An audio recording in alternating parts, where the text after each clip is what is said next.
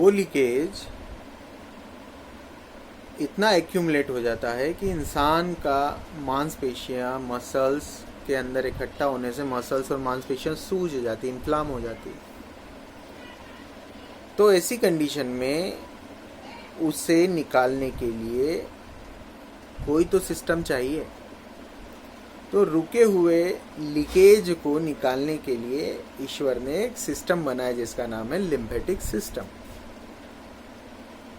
गड्ढे में पानी भर जाता है बारिश के समय, कोई मान लो कोई बिल्डिंग है, कंस्ट्रक्शन चल रहा है, तो कंस्ट्रक्शन के समय बारिश हो जाए तो गड्ढे भरा जाते हैं ना।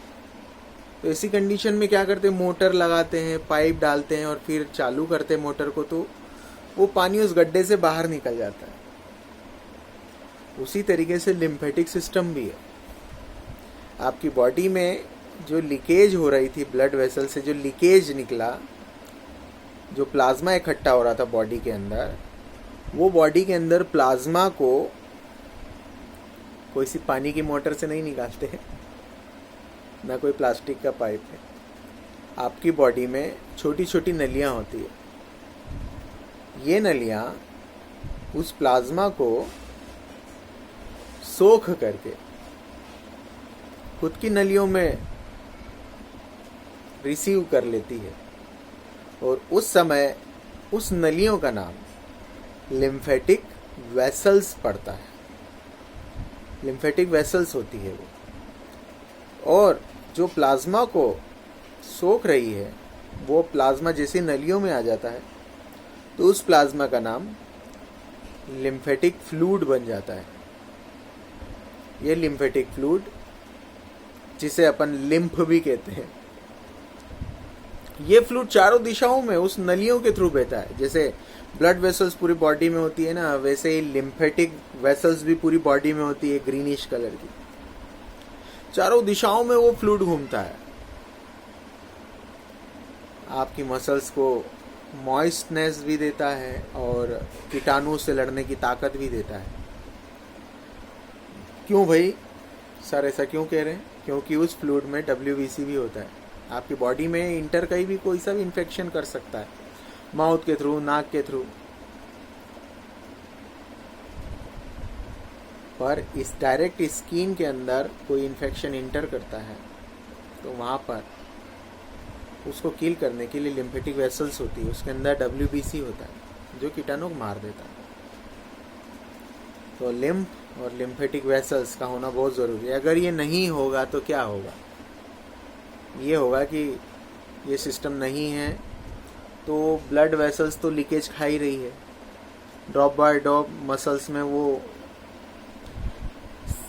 प्लाज्मा इकट्ठा हो रहा है, अपन सूज जाएंगे, इन्फ्लाम हो जाएंगे, चारों दिशाओं में गुब्बारे जैसे हो जाएंगे और फूट जाएंगे। समझ रहे हैं आपने क्या कह रहा? ये लिम्फेटिक सिस्टम है।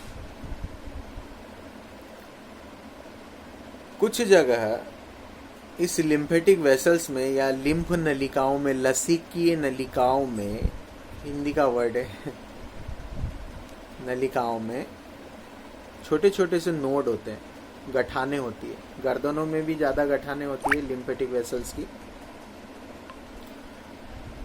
नेक पर, एक्जिला पर, प्यूबिक सिम्फाइसिस पर, हर जगह ये छोटी छोटे गठाने होती है। इसे लिम्फेटिक वेसल्स बोलते हैं। इन नलियों में गठाने ये होती है जो कि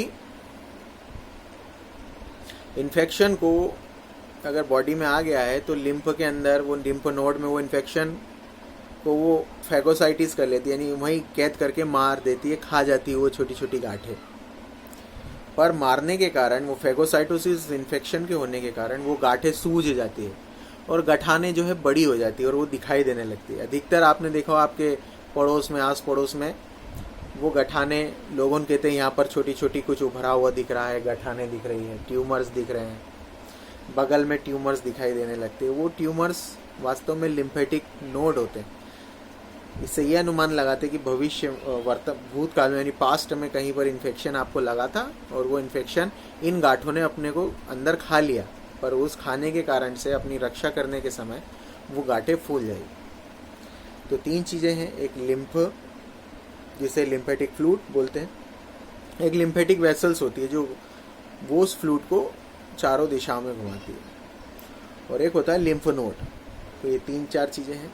साथ ही साथ लिम्फेटिक सिस्टम में 2 ऑर्गन्स आते हैं, एक थाइमस ग्लैंड, मैं आपको बताऊं, ये थाइमस ग्लैंड है, स्टर्नम के बैक साइड में होती है, ट्रैकिया के जस्ट पीछे होती है, सॉरी आगे होती है।